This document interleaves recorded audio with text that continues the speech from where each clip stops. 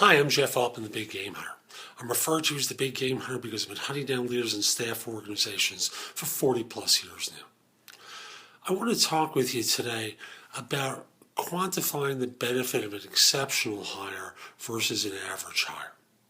Now, when most companies hire, they're basically looking for okay people that fit a certain mold.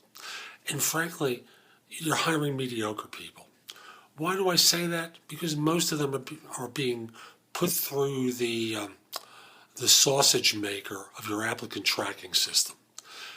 Have you ever filled out one of those forms yourself? If you have, you know how horrible these things are. Now, you may say, what's the big deal? After all, we've got all this government reporting to contend with and it helps us with onboarding. Stop. You're thinking like a bureaucrat. These things are offensive to job applicants. Now, look at it from their perspective. What you're asking them to do is go through this process that's time-consuming. Why? It only takes 10 minutes. No, it doesn't. You have to understand, it takes longer than that for them. They're not used to inputting all this stuff that you're asking them for.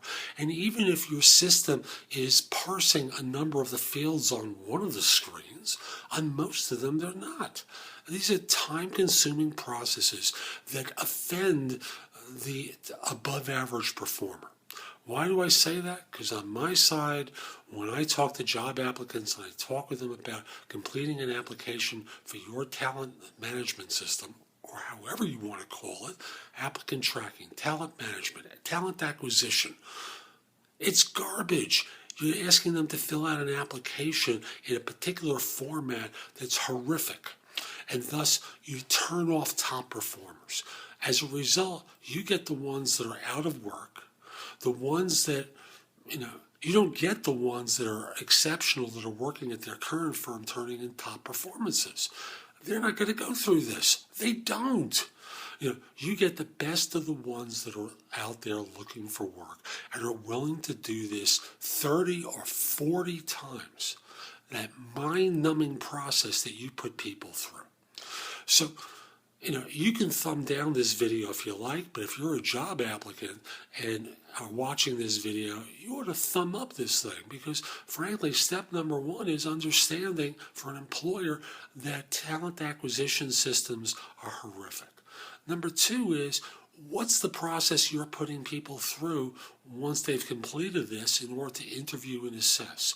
Has your hiring manager figured out the difference between an exceptional performer and an okay performer? One that's adequate to do the job, but one that's never going to go further than where they are right now. Now, if you're not equipped, if your hiring manager isn't equipped to hire exceptional people, you get the results that you deserve.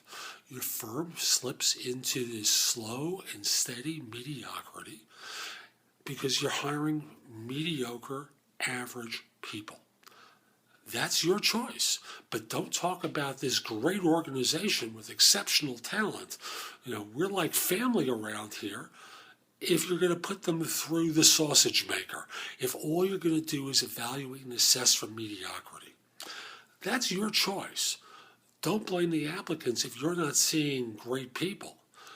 The issue, more often than not, is on the employer side with how you quantify what exceptional talent looks like and what you do to persuade them that your organization's one that they should be associated with. So often, employers take exceptional talent in middle management and fairly senior levels. I'm not talking about executives, it's a different game. But for the average U.S. employee, you're being put through this process that's designed to homogenize you into mediocrity. It's like working at a factory, no matter what job you're in. It's horrible.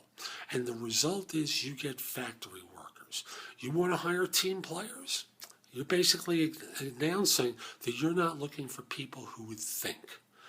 And I must lastly tell you, do you think that Steve Jobs or Larry Ellison would have ever filled out one of those applicant tracking system forms? Come on. Do you think Jamie Dimon would do that? Come on. Do you think any of the board members of these firms would ever do that? No. Why do you expect other people to do it? Find other ways to attract exceptional people and don't put them through the meat grinder until the very end. And then ask them as a favor to complete this form once you're ready to hire them. So this is Jeff Altman, the Big Game Hunter. I hope you found this video helpful. If you did and you're watching on YouTube, click the like button. It lets people know this is a useful video. It lets people know that it's one that's worth watching. So I also want to encourage you to subscribe to my channel on YouTube, which is the Big Game Hunter TV. All one word, the Big Game Hunter TV. You'll get notices whenever I do a new video for YouTube. I also want to encourage you to come over to my website, thebiggamehunter.net, and sign up for a complimentary subscription to No BS Hiring Advice.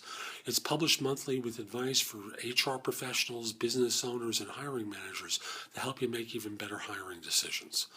You can read previous articles I've written there, plus others that I've curated from around the web that will help you make even smarter hiring decisions. Finally, if your firm's trying to hire someone, send me an email at the address below. Let me know who to contact and whether or not I can mention your name. I'd love to help your firm staff positions. So this is Jeff Altman. Hope you have a great day. Take care.